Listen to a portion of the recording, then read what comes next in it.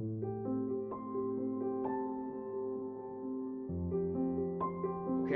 so tonight's subject is on water, and it's on the subject of a blue mind.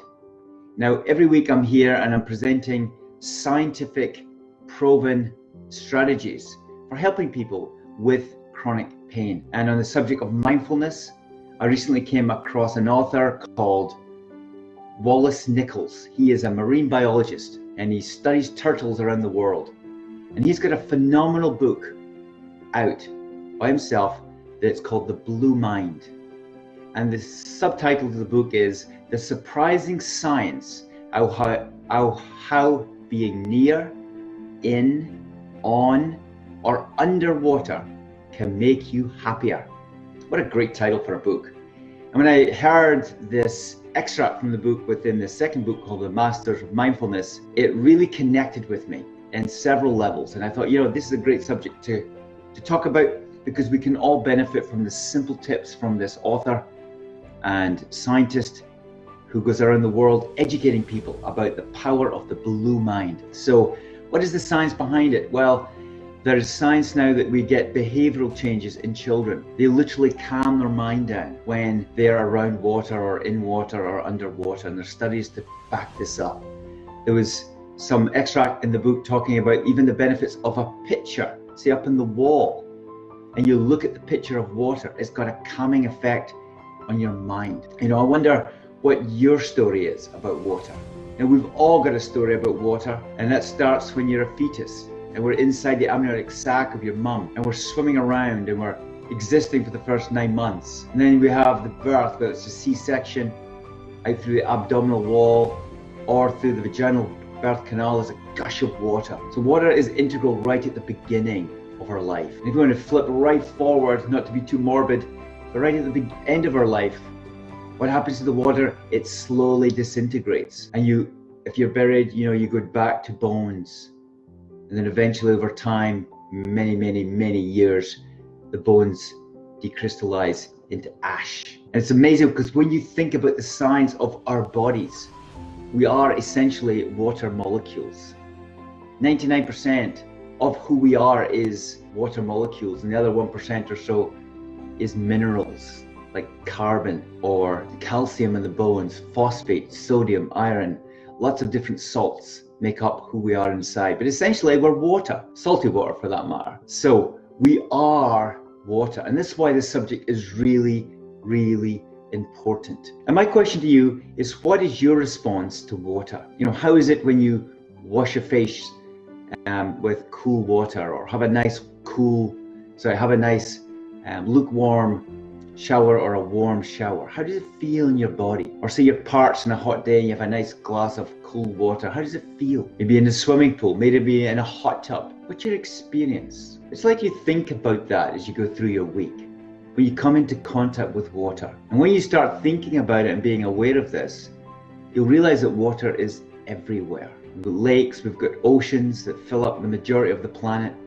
We've got rivers, we've got streams, we've got the seas, we've got the rain falling down upon us, we've got the clouds that hold the water, the air that holds evaporated water as it rises to the clouds, and the cycle of rain and then falling rain and then evaporation up into the clouds. Water is all around us. And the fact is, it brings us a calmness to our mind. And that's the very essence of chronic pain management, is we must calm our brains, we must calm our nervous system and make that switch from the sympathetic nervous system over to the parasympathetic. The sympathetic is that stress-driven, tension-filled excitation of the brain that sends signals to the body, that tightens us up, reduces blood flow, increases tension, and makes pain worse in the physical layer, physical form of who we are, which then sends signals back to the brain, and this loop that never stops. One of the big themes that I share with my patients every day is we should be relaxing our nervous system.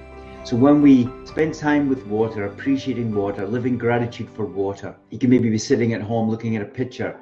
In my front room, I've got two pictures, one of Venice and the water down the streets, and the second one is a picture of the Mediterranean, looking out onto the ocean with nice trees around the frame, the outside of the picture. When I was back in Scotland recently for Christmas, I went for a walk and just really loved soaking in, looking at the ocean. I wonder what your connection is with it. So some activities to not only be appreciative of water, but also what we consume with water. What kind of water do you drink? Do you drink any water? You drinking tea and coffee all the time, which is great too. You drinking pop, which is less healthy. What kind of water are you consuming in your day? Is it filtered water? What kind of filtered water? Is it the purest water you can find? It's a good question to ask. Google filtered water, see what's the best one for you. Strongly recommend it. And also the food we eat.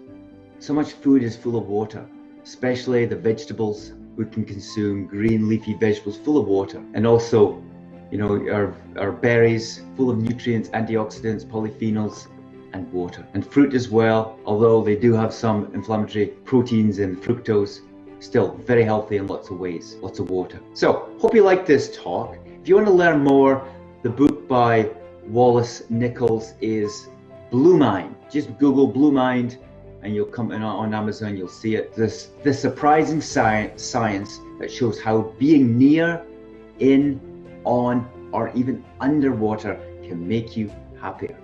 And I would add, help your nervous system in your journey of learning to deal with an overactive stressed brain that's associated with chronic pain. So leave your comments. What do you think about this subject matter tonight? It was good to talk. It's good to be here once again, and I look forward to the next time. So thanks again, and we'll see you next time.